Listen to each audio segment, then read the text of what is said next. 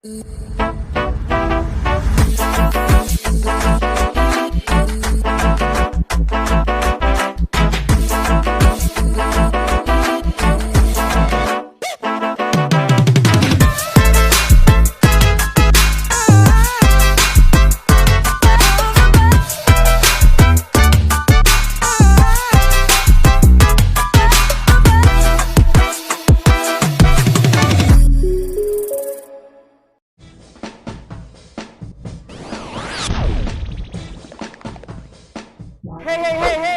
Bang Kalsel bagi-bagi hadiah di Selanjung Rezeki. Uma, banyak benar hadiahnya. 81 Honda Spacey. 16 new Toyota Avanza. Dan 1 grand new Toyota Innova. Wow! Serunya, setiap kabupaten kota berkesempatan mendapatkan hadiah utama.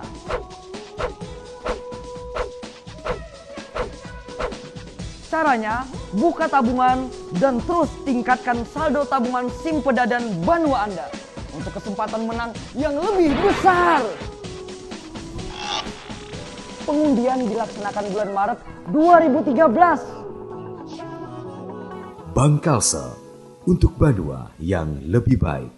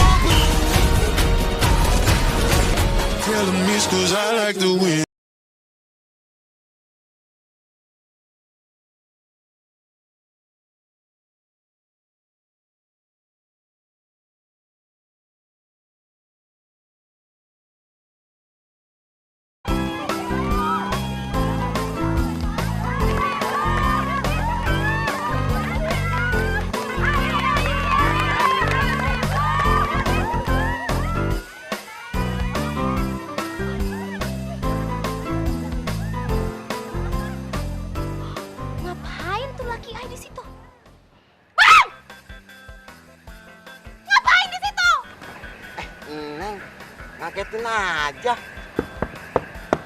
Abang lagi ngecek genteng. Bang, kita itu kan udah pakai multi roof. Kuat, tahan karat, tahan bocor, warnanya nggak belang, awet indahnya. Kualitasnya juga udah terbukti kok, puluhan tahun nggak pernah ada komplain. Semuanya juga udah tahu. Sekarang jangan alasan turun. Ye, baru naik. Aman. Ya, kameranya mana? Ya. Oh. Sakit ya, Mas? Banyak nggak, Mas? Aduh, mana? Sakit nggak?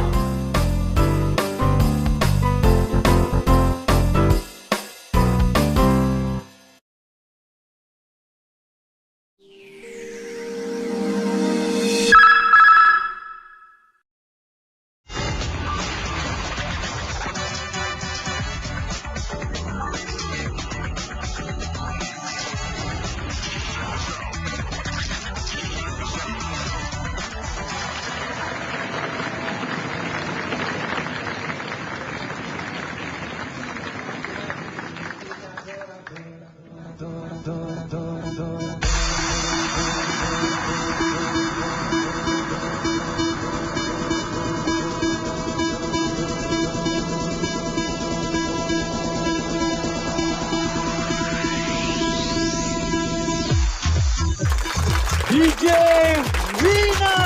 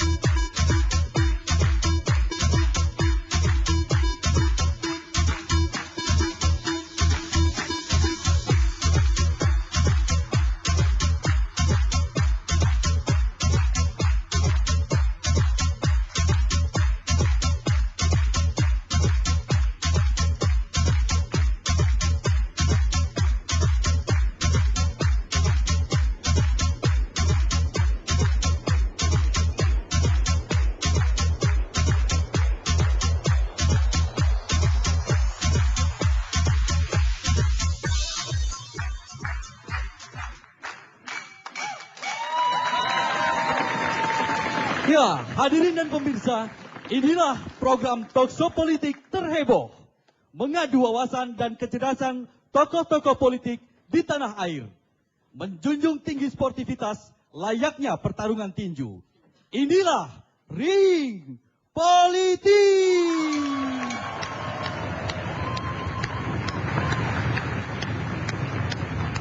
Dan inilah pembawa acara Ring Politik, Rahma Alia. Selamat malam.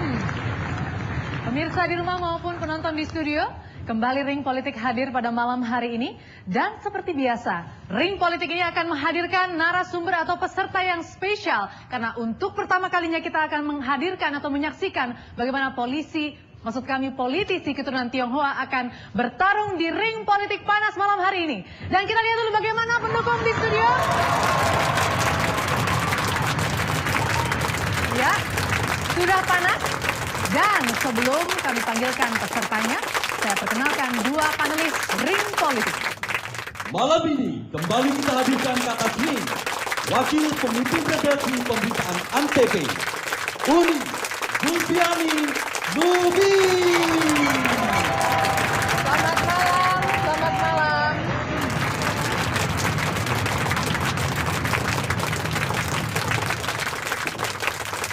Dan pemimpin redaksi Tipanews.com, Karania Dharma Saputra. Mbak Uni dan Bung Kara, kita akan melihat bagaimana politisi keturunan Tionghoa. Kenapa mereka jadi sangat spesial bisa bertarung di ring politik pada malam hari ini? Karena harusnya mereka dari dulu memang ada di ring politik dan di dunia politik Indonesia.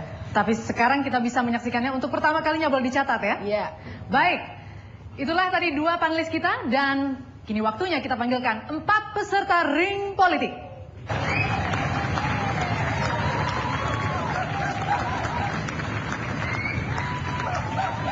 Hadirin dan pemirsa, inilah peserta pertama ring politik malam ini. Namanya mencuat setelah memenangkan pemilihan Bupati Belitung Timur, Provinsi Bangka Belitung 5 tahun lalu. Pria kelahiran 1966 yang akrab disapa Ahok ini adalah Bupati keturunan Tionghoa pertama di negeri Melayu itu. Kini ia berkiprah di Partai Golkar. Inilah Basuki Cahaya Purnama. Selamat malam.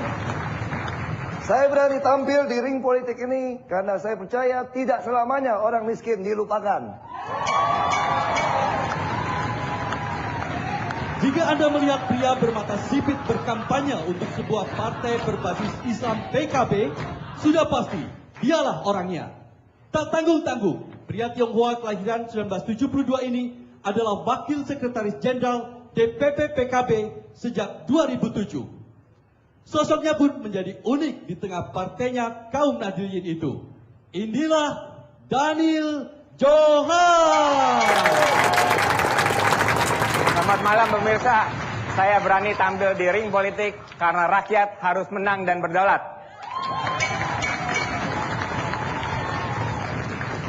Ini adalah Ketua DPD Ray Sumatera Utara.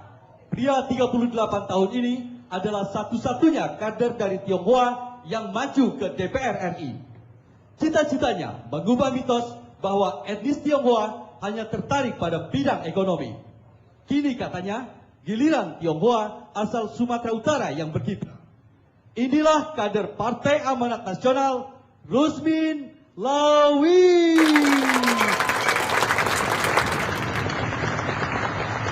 Selamat malam. Saya berani tampil pada malam hari ini karena saya merasa mampu menjadi petinggi politik yang terbaik di pentas nasional. Terima kasih. Pria ini adalah salah satu tokoh partai yang diusung mantan Panglima ABRI Jenderal TNI Purnawirawan Wiranto. Pengusaha di bidang telekomunikasi dan fotografi serta ayah dari 5 anak ini bertekad mengamalkan ilmu dan pengalamannya memajukan negeri ini. Hadirin dan pemirsa, inilah Ketua Bidang Khusus DPP Partai Hanura, Karna Brata Lesmana. Selamat malam. Saya berani tampil di ring politik ini untuk memperkenalkan suatu aliran politik baru yang berbasis hati nurani. Mudah-mudahan bisa bermanfaat untuk bangsa dan negara yang kita cintai ini.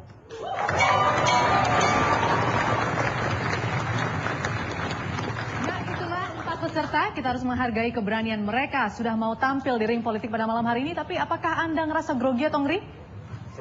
Tidak? Baik. Kurang sarungnya nih. Tidak ya? Sudah siap ya? Siap. Oke. Kita akan lihat apakah mereka mampu untuk melewati ujian yang akan dilontarkan oleh 2 panelis kita pada malam hari ini. Tetap di ring.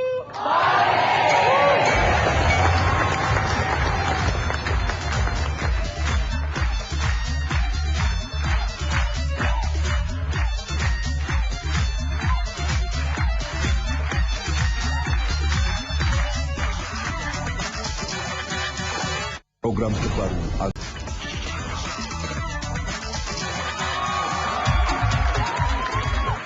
Pemirsa, inilah ronde pertama Ring Politik. Let's get ready to rumble. Ya, Anda kembali di ring politik dan ini adalah ronde pertama di mana para peserta akan menyampaikan visi dan misinya. Nanti Anda semua akan diberikan waktu 30 detik untuk menyampaikan visi misi. Sebutkan 2 hal yang menjadikan alasan Anda ingin terjun ke dunia politik. Dan setelah itu, jawaban Anda akan ditanggapi oleh 2 panelis kita untuk 2 menit ya. Ditanggapi oleh panelis. Baik, saya mulai dari Bung Ahok terlebih dahulu. Saya berikan 30 detik untuk visi misinya. 2 hal yang menjadikan alasan Anda terjun ke dunia politik setelah ring bell berbunyi. Ya, hal pertama saya terjun karena pepatah Tiongkok mengatakan 1000 keluarga kaya tidak mampu memelihara 1 keluarga miskin. Ini diajarkan dari bapak saya. Makanya saya hal yang kedua, saya sebagai pengusaha sudah tidak tahan lagi menolong orang miskin yang tiap hari datang untuk berobat dan sekolah. Sedangkan di pemerintah anggarannya triliunan rupiah, dipakai kemana? Daripada saya tidak bisa menolong 1 keluarga kaya, malah bisa menolong 1000 keluarga miskin. Lebih baik saya masuk menguasai APBD dan APBN untuk orang miskin. Apakah itu cukup? Kita lihat bagaimana 2 panelis kita akan menanggapinya untuk 2 menit ke depan setelah ring bell berbunyi. Bung Ahok, hebat nih, udah pernah jadi bupati di Belitung Timur. Saya ingin tahu tadi Anda concern sekali dengan rakyat miskin. Selama Anda jadi bupati itu kemiskinan di Belitung Timur itu turun dari berapa persen ke berapa persen? Nah, saya kira statistik saya tidak terlalu percaya, tapi yang jelas waktu saya jadi bupati, saya mengasuransikan seluruh rakyat sehingga dari ambulan sampai ICU, sampai melahirkan sesar, sampai setiap anak-anak yang mampu kuliah kami biayai. Termasuk meninggal kami kasih tunjangan. Dan saya berani mengklaim Belitung Timur lah kabupaten pertama yang mampu mengasuransikan seluruh rakyat. Ini berarti program di kesehatan ya. Tetapi Anda harus punya data untuk mengatakan bahwa sesudah Anda memimpin di sana orang miskin jadi berkurang. Gitu. Tapi ada satu hal yang berkembang. Untuk mengukur orang miskin berkembang itu diukur dari indeks pembangunan manusia. Jadi tugas pemerintah adalah memenuhi rakyat, penuhi otaknya, perutnya, dan dompetnya. Dan itu diukur dari berapa lama dia sekolah, berapa lama dia hidup, dan berapa daya belinya. Nah, itu ada kenaikan. Kenaikan cukup signifikan. Karena saya cuma menjabat 16 bulan. Anda bilang tadi Anda ingin menguasai APBD untuk keperluan orang miskin. Tapi pertanyaan saya, jangan-jangan karena Anda selama ini punya banyak teman pengusaha yang juga Tionghoa di Bangka Belitung, jangan-jangan akhirnya jatuh juga ke pengusaha-pengusaha lokal teman Anda sendiri. Ya, saya bersyukur, saya menjabat Bupati Belitung Timur hanya 16 bulan, saya mendapatkan predikat penyelenggara negara anti korupsi dari KPK dan Kadin, dari 3 kemitraan. Dan yang tidak mendukung saya justru pengusaha teman-teman saya. Karena katanya Ahok payah urus gitu loh. Tapi yang mendukung saya adalah rakyat. Berapa banyak anggaran daerah yang bisa Anda selamatkan? 230 miliar dari anggaran yang ada. Saya saving uang perjalanan dinas bupati saja bisa hampir 2 miliar 1 tahun. Saya hanya menghabiskan 100 juta lebih. Dan itu untuk kemudian alokasinya ke? Lalu proyek-proyek jalan itu semua kita bisa saving 25-35%. Kalau kita tidak minta komisi. Itu jelas, jadi kita bisa bikin hotmix lebih jalan, lebih panjang, sampai seluruh kampung nelayan, kami itu hotmix. Saya mau tanya, yang asuransi tadi, siapa yang dapat proyek asuransinya? Asuransi ada PT Askes, sesuai dengan undang-undang. Baik. Bung Ahok sudah memberikan visi dan berhasil melewati pertanyaan dari 2 panelis. Sekarang kita lihat bagaimana Bung Daniel dari PKB. Silakan untuk menyampaikan visi misi Anda terlebih dahulu, 30 detik. Dimulai dari ring bell berbunyi. Ya, makasih. Negara kita itu sangat kaya raya, tetapi kenapa rakyatnya miskin? Sehingga tujuan pertama saya adalah tidak masuk akal buat rakyat Indonesia untuk miskin. Sehingga yang kedua adalah bagaimana negara dan rakyat harus berdaulat dan mandiri.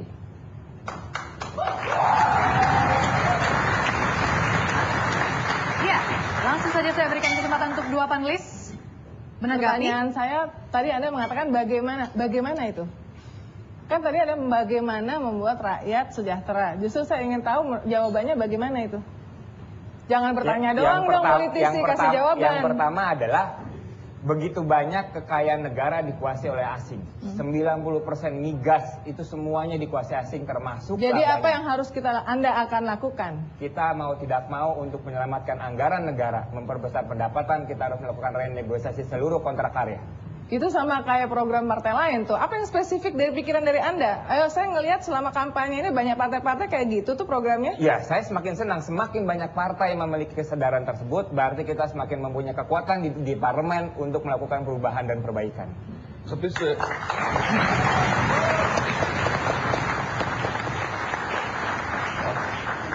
Anda mengkritik soal renegosiasi, ya perlu adanya renegosiasi kontrak asing dan sebagainya. Tapi seingat saya itu dimulai di zaman Gus Dur yang berasal dari partai Anda.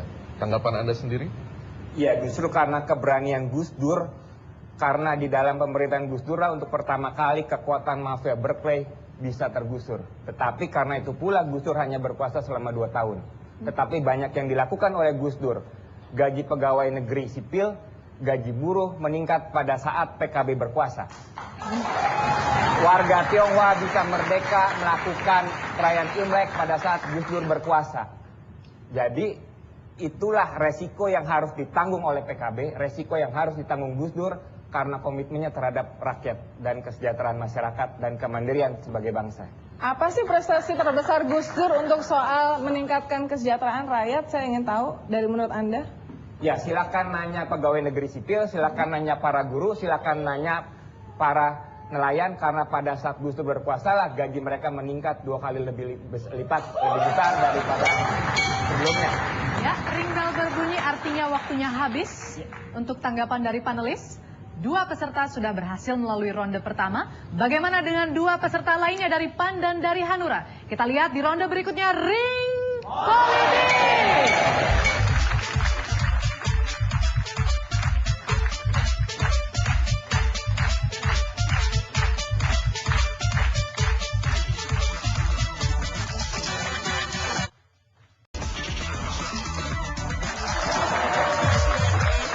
Hadirin dan pemirsa, inilah ronde kedua, ring politik.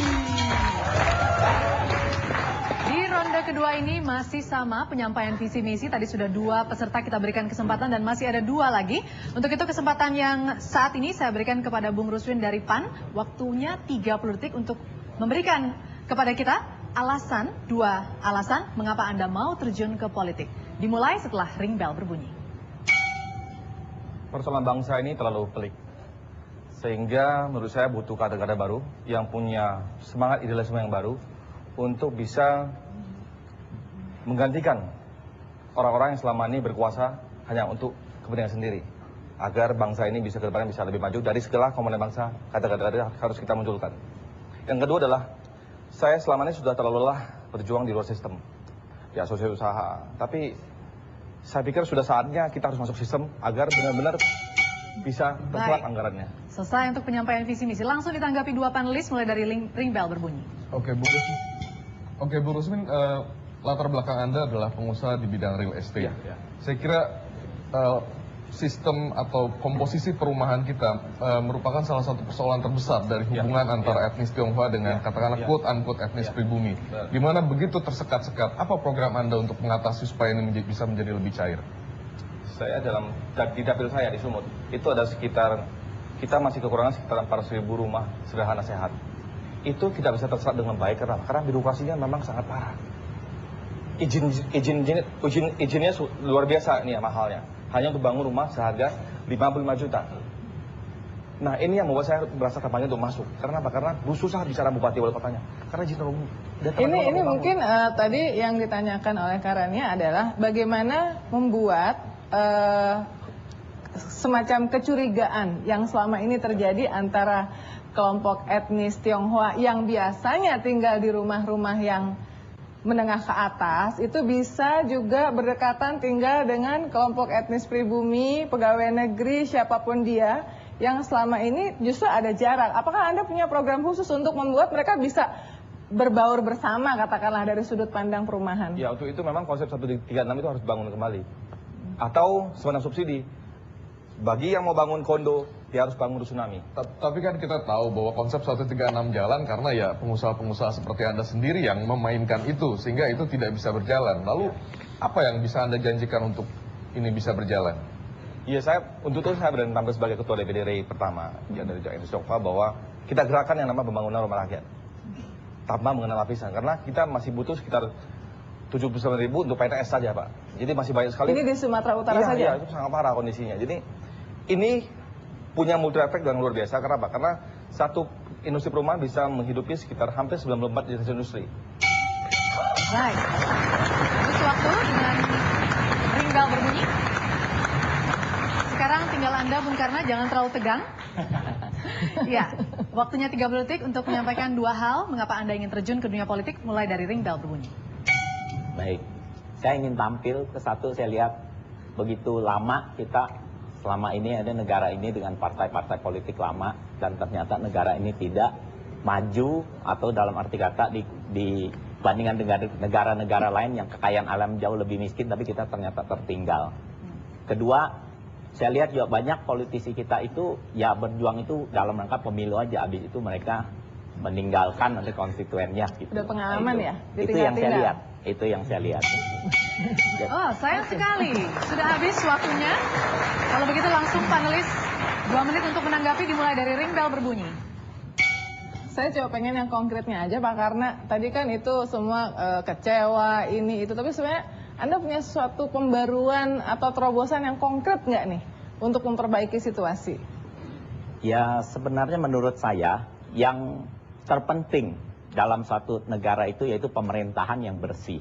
Dan pemerintahan yang bersih itu ya harus pelaku-pelakunya itu ya tentu yang saya kembali sampaikan tadi ya berhati nurani. Berhati nurani itu artinya mereka menyadari betul-betul bahwa mereka jauh lebih beruntung dari rakyat yang keadaannya seperti itu gitu ya. Sedangkan negara sekaya ini tidak pantas rakyatnya menderita seperti apa yang kita saksikan. Oke, Pak Karna, soal berhati nurani, ada satu yang menarik bahwa Pak Karna memilih tempat di Partai Hanura yang didirikan oleh Pak Wiranto. Ada pertanyaan besar, bukan hanya di kalangan masyarakat keturunan Tionghoa, tapi juga masyarakat Indonesia pada umumnya, berkaitan dengan sebuah tragedi besar yang saya kira sangat memilukan kita semua, tragedi Mei. Dan ada tuduhan-tuduhan yang saya kira mohon diklarifikasi oleh Pak Karna soal keterlibatan Pak Wiranto dalam hal ini. Bagaimana Pak Karna sebagai seorang Tionghoa diduga membiarkan itu terjadi?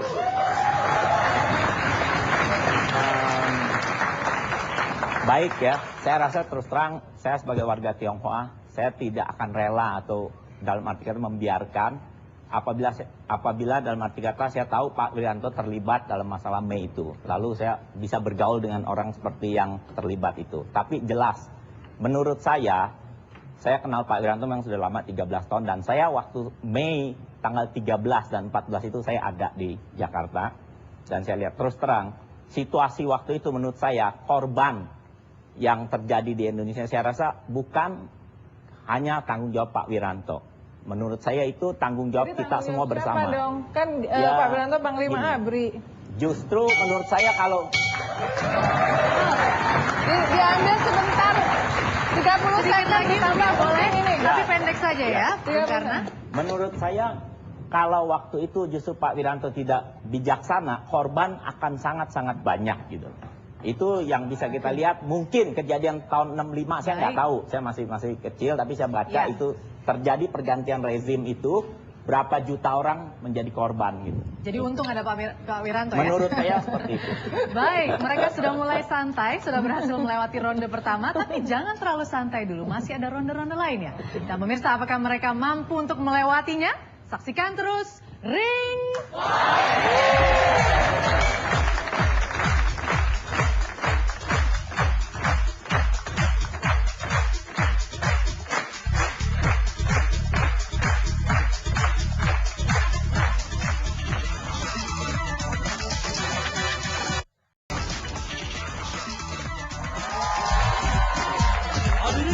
pemirsa, inilah ronde ketiga Ring Politik.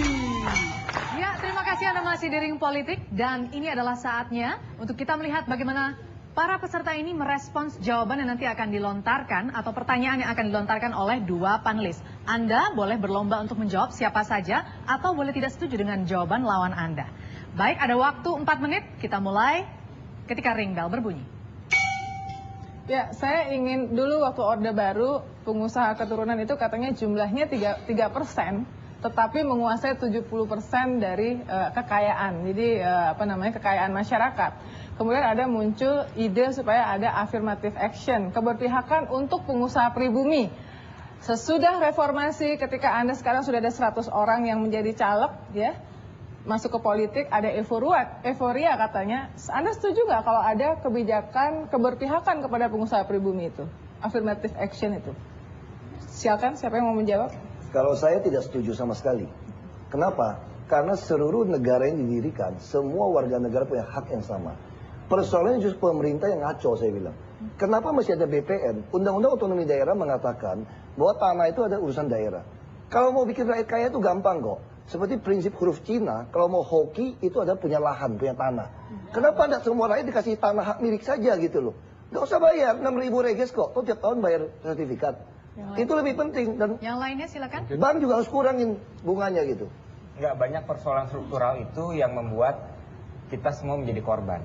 Termasuk warga Tionghoa yang 3% itu menguasai 70% kekayaan negara, bukan kekayaan ekonomi ya, adalah itu merupakan bagian dari setting yang dilakukan oleh pemerintah. Sehingga ke depan adalah bukan persoalan afirmatif yang kita butuhkan, tetapi adalah semua rakyat harus dijamin untuk kesejahteraan sosialnya. Tapi kenapa Anda berdua nggak setuju? Kalau kita lihat di Malaysia kan saya kira malah itu membuat hasil yang baik. Hubungan menjadi lebih cair, pengusaha saya nggak, kalau tumbuh. saya pribadi saya nggak bilang nggak setuju, tetapi itu mungkin menjadi suatu hitungan yang harus kita pertimbangkan selama itu bisa memang membawakan kesejahteraan yang lebih luas secara masif untuk masyarakat. Nggak, saya kira bukan soal itu. Negaranya didirikan tanpa membedakan suku, agama, ras. Orang turunan Cina juga ada yang miskin. Jadi kita nggak boleh bicara suku, agama, ras gitu loh. Yang miskin ya miskin gitu. Anda setuju atau tidak, Bung Rusmin? 3%, 70% itu stigma, nggak bisa dibuktikan. Yang menguasai justru sebenarnya BUMN 70% itu benar. Untuk itu kita tampil bahwa saya sudah selalu mengatakan bahwa kemiskinan itu tidak mengenal ras atau suku. Semua ras itu bisa miskin kok. Cuma persoalan bagaimana pemerintah itu care. Kalau kita bikin kebijakan seperti itu kan sepertinya kan ada sekat-sekat kan. Intinya Anda tidak setuju dengan setuju, tapi yang penting adalah pengawalan kebijakan itu bisa ya? benar-benar jalan di daerah. Itu yang terjadi. Tapi untuk mengatasi ini kan ada kesenjangan. Ada kesenjangan. Tapi itu kan fakta yang kita lihat sehari-hari. Sebaliknya saya mau protes dengan para panelis karena undang-undang kewarganegaraan yang sekarang sudah berlaku, undang-undang penghapusan diskriminasi ras dan etnis sudah tidak lagi mengenal pribumi dan non pribumi. Berarti kalau Bung Karania dan Mbak menggunakan istilah pribumi dan non pribumi, sehingga Bung Karania dan Mbak termasuk bagian dari korban Orde Baru yang belum bisa melepaskan diri dari meskipun kita buat saya faktanya semua rakyat miskin dalam sebenarnya Pak, menurut saya yang diinginkan rakyat itu sebenarnya transparansi dan konsistensi. Sebenarnya bukan masalah 3% atau 70% itu semua, sebenarnya kebijaksanaan pemerintah itu harus dilihatnya adil. Saya yakin pribumi atau non pribumi yang miskin mereka tidak jadi masalah selama tidak ada inkonsistensi atau memberikan fasilitas berlebihan kepada pengusaha yang sukses. Karena kuncinya sebenarnya itu. Gitu. Terus bagaimana Pak ya? Maksudnya kesenjangan kan kita lihat ada. Dan stigma itu masih ada meskipun undang-undang itu ada di 2006. Stigma itu harus kita lawan sejak sekarang. Sehingga persoalan kesenjangan kita harus akui. Persoalan kesenjangan adalah kita memberantas kemiskinan dengan yang kaya. Etnis apapun, nggak harus etnis Tionghoa, karena orang Jawa konglomerat pun ada. Ya kan, persoalan Lapindo itu berapa ribu orang korban di Lapindo dan kita nggak mengenal pribumi dan siapapun yang melakukan korupsi konglomerat yang merugikan masyarakat harus kita tindak. Waktunya habis. Oh, oke. Ya, mereka sudah sangat panas. Bagaimana? Apakah mereka masih kuat mentalnya untuk diuji oleh dua panelis kita di ring panas ini. Saksikan terus Ring Politik.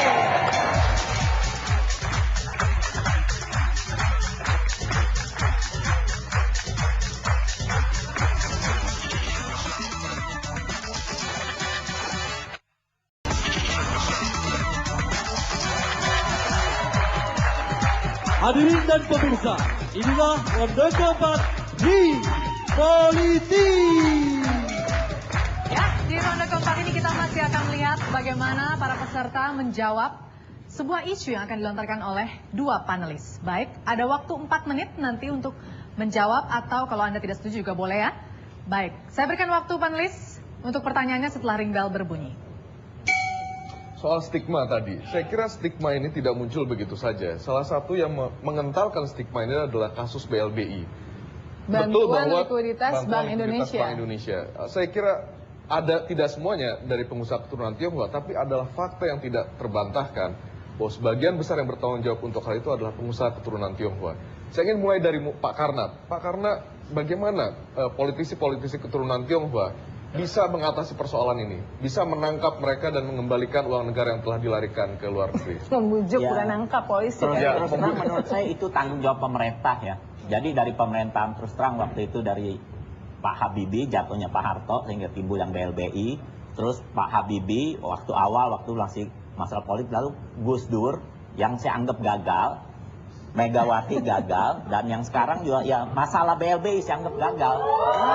Itu apa adanya gitu. Kalau soal BLBI juga. Gus Dur gagal, dan saya kira ada tuduhan bahwa salah satu konglomerat bisa lari ke luar negeri, pura-pura sakit, sampai sekarang tidak karena Gus Dur. Bagaimana Daniel bisa mengoreksi kebijakan ini? Sangat tidak fair kalau misalkan Gus Dur berkuasa selama 2 tahun, lalu kita mau membereskan segala hal yang bobrok dari warisan. Bukan, pertanyaan saya yang paling ya, termasuk itu justru BLBI. perginya pada zaman Gus Dur itu. Iya, karena pada saat Gus Dur mulai mengambil sikap tegas dengan mengangkat jaksa Pak Marzuki Darusman. Bukan. Marsilam. Pak Marsilam. Bukan Pak Marsilam yang Baharudin Lopa. Itu sikap tegas Gus Dur, komitmen Gus Dur untuk memberantas para koruptor siapapun. Tetapi ya, tapi orangnya udah keburu pergi sih ya, jadi udah keburu. Enggak, sebenarnya itu ada solusinya. Sebenarnya pemerintah ini kalau mau benar-benar menyelesaikan masalah itu bukan dipolitisir terus, malah mungkin di blackmail saat-saat tertentu untuk mendapatkan dana kucuran ya. Ya harusnya itu dijelaskan siapa-siapa ini yang mengambil sekian banyak. Lalu apa yang telah dikembalikan ke pemerintah itu dibuka setransparan mungkin. Kalau saya melihatnya transparan dan konsisten. Sebenarnya kita tahu bahwa semua pengusaha besar di zaman Orde Baru itu fronting kok, cuman kok. Orang tahu siapa di baliknya. Cuma kan nggak mungkin dipakai pengusaha yang lain karena kan nggak safe. Rezim nggak safe. Jadi Anda membenarkan maksudnya? Bukan membenarkan, itu uang lari kemana? Nah, uang larinya kemana? Nggak bisa tulis kan uangnya kemana? Bagaimana Pak Karna? Uang larinya kemana itu? Iya, itu menurut saya kembali lagi. Tadi ini kan jelas. Mereka mengambil berapa banyak. Ada angka absolut. Lalu di sana juga jelas, terus terang. Nggak semua konglomerat itu nakal. Ya mungkin 95% nakal, mungkin ada 5% mix, saya nggak tahu. Ya. Tapi karena ini yang kembali lagi, tugas pemerintah harusnya dijelaskan. Misalnya ini si A, si B, si C mengambil sekian banyak.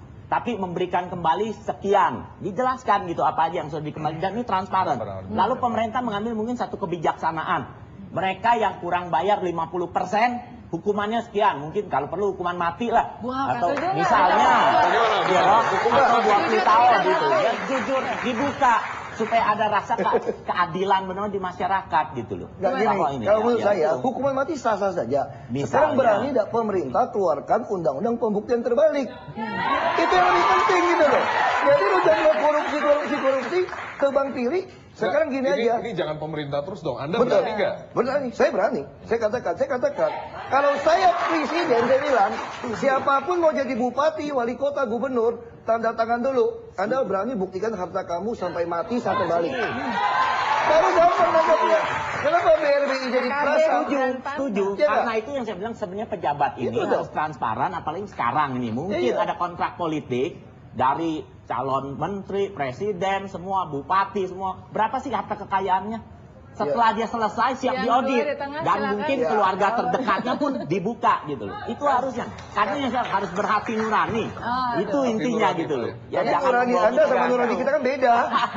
Ya hati nurani Saya ingin menjelaskan, kita harus mulai komitmen sebagai warga negara yang seutuhnya. Jadi persoalan BLBI kita akui itu problem.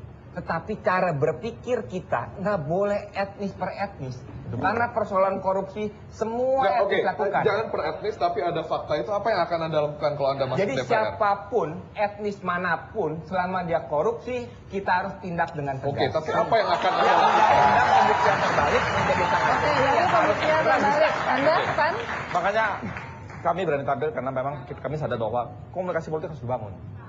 Kalau terbangun semua politik, nggak ada lagi stigma. Semua juga tahu bahwa itu komunikasi itu kayak sekolahnya Orde Baru kok. Semua tahu itu. Ya lu rampung habis lu lari gitu kan. Cuman kan itu kan kelompok tertentu yang gampang disetir kan. Tapi kalau kita bangun komunikasi politik di semua lini. Ya, waktunya sudah habis. Ada yang setuju dan ada yang tidak. Jadi lebih seru ya ring pada malam hari ini. Dan masih ada ronde berikutnya. Kita lihat bagaimana aksi mereka. Saksikan di ring.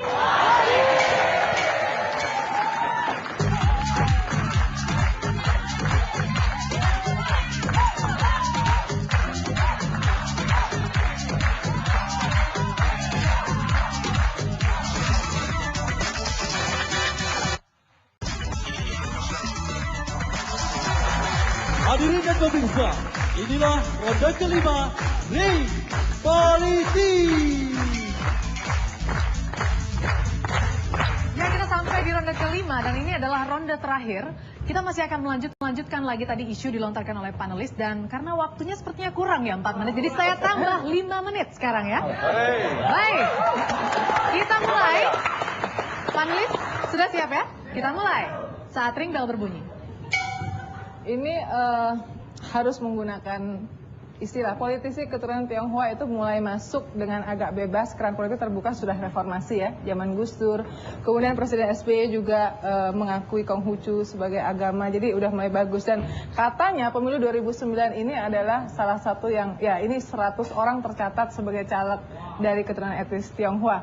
Nah pertanyaannya, apakah motivasinya masuk politik baik sebagai caleg atau partai itu karena ingin supaya lebih dekat dan bisa mempengaruhi pengambilan keputusan dengan kekuasaan, atau karena tadinya kira-kira serabutan dan ingin mendapatkan penghasilan yang tetap supaya dapat proyek? Apa kira-kira? Orang masih curiga juga nih. Kira-kira tolong dijawab. Saya begini aja ya, saya jawab dulu ya. Karakter seseorang itu kata Abraham Lincoln itu baru teruji ketika dikasih kekuasaan. Nah, saya katakan, saya buktikan. Saya mau masuk ke politik karena saya tidak tahan nolong orang miskin gitu banyak. Saya tidak tahan di rumah datang minta tolong berobat gitu loh. Lama-lama aku yang masuk stroke rumah sakit. Makanya saya jelas mau masuk rumah sakit gitu. Dan jauh sebelum reformasi, kita sudah mendapat contoh yang sangat baik dari seorang pribumi Tionghoa, Pak Kwi Kian Gi. Komitmennya, nasionalismenya yang sekarang sudah tidak dimiliki begitu banyak rakyat, dan kita bangga. Dan Pak Kwik harus menjadi teladan bagi semua calon legislatif yang akan memasuki di gedung parlemen. Termasuk yang masuk partai politik ya. Kenapa? Karena bukan caleg kan. Pak Karna kan cuma pengen masuk politik aja. Gimana Bung Dan Rusmin? memang untuk meluruskan kompetensi politik, untuk meluruskan mindset bahwa ini kita tidak ada lagi komunikasi, tidak lagi salah paham bahwa memang itu kerja company, kerja Belanda itu. Belanda nggak percaya sama pribumi. Dia pakai Tionghoa yang maju, frontingnya. Korbannya Tionghoa karena Belanda udah pergi. Itu yang masih terbentuk mindsetnya. Untuk itu kita bangun lagi kembali.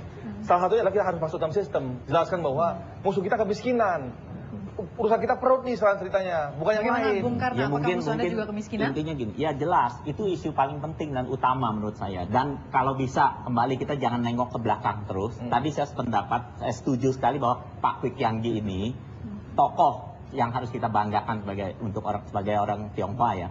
Dan yang jelas bahwa dia di menteri dan saat sekarang saya tahu dia sudah tidak menjabat sebagai menteri, tapi siap diaudit atau apa kekayaan sangat-sangat minim gitu. Ya itu yang tadi kan pembuktian terbalik apa. Iya, jangan ke belakang, kita ke depan. Kita ke depan. Ke depannya apa yang akan dilakukan untuk tadi soal Jadi orang waktu miskin dan dalam lain sebagainya. pertemuan Merdeka Secara konkret loh ya. Dalam pertemuan Merdeka kemarin saya bilang kalau misalkan di dalam pemilu ini banyak caleg Tionghoa, lebih bersifat simbolik, seperti persoalan perempuan yang ada afirmatif.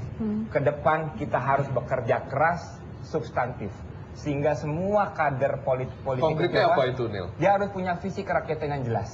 Dia harus bisa berbaur dengan rakyat dan merasakan apa yang menjadi penderitaan masyarakat. Mungkin Pak atau yang lain, apa yang bisa dilakukan untuk mengajak pengusaha-pengusaha untuk berbuat Saya pikir yang sesuatu terpenting, lebih Mbak, konkret? kita sebagai rakyat, walaupun atau nanti kita sebagai calon di legislatif, kita harus membuat sistem setransparan mungkin, ya konsisten mungkin. Yaitu kita harus mengawal, menjaga apa hal-hal yang kita anggap salah di pemerintahan harus berani kita kritik.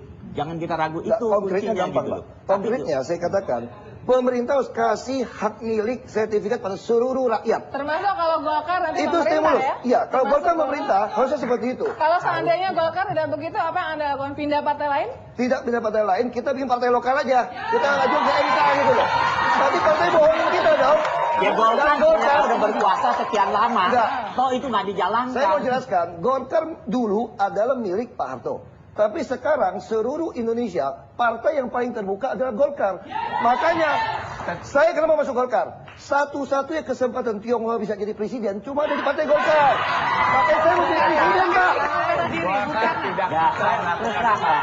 Jadi tadi Anda bilang bahwa itu Anda masuk Golkar, tapi kalau nggak salah waktu Anda dicalonkan gubernur Anda tidak melalui Golkar. Kenapa? Karena ya tapi nggak, ini intinya kita kan di sini ya. Jadi menurut saya, jadi sebenarnya partai itu kembali lagi yang kita bilang, kalau kita etnis Tionghoa, kita musuh utama kita kemiskinan di Indonesia. Kita jangan berebut kekuasaan dulu gitu. Kita ngomong jujur ya, saya selalu merasa saya orang Indonesia loh. Cuma orang mengatakan saya orang Cina. Itu yang harus diluruskan. Saya orang Indonesia, saya orang Kristen. Saya bukan orang Kristen, saya orang Indonesia beriman percaya sama Yesus saja. Nggak ada saya orang Kristen. Jadi itu mesti jelas. Yang ada orang Indonesia. Kita kami 20 tahun lagi habis kami. Keturunan kami berani mengatakan bahwa we are Indonesian. Sama seperti Singapura, we are Singaporean. We are Malaysian. Mereka nggak bilang kita ada Chinese, enggak. Kalau saya bahkan 20 tahun yang depan, Indonesia, detik ini pun bahkan dari sejak reformasi kita harus mulai beranikan kita orang pribumi Indonesia. Dan kalau itu bentuknya adalah undang-undang atau regulasi, apa yang ingin Anda perjuangkan lewat partai politik di mana Anda berkiprah? Kita kawal ini undang-undangnya. Kenapa kita kawal? Tidak ada perbedaan. Harus bersih. Karena ada undang-undang nomor 12. Kewarganegaraan, undang-undang kependudukan, undang-undang penghapusan Dan Anda yakin itu sudah cukup? Cukup kalau dilaksanakan secara konsisten dan konsekuen. Tetapi diskriminasi masih terjadi begitu banyak daerah di belakangan. Dan peran-peran kita lah kalau di DPR untuk memerintahkan para pejabat yang lain. Sayang sekali waktunya habis. Oke, Bu.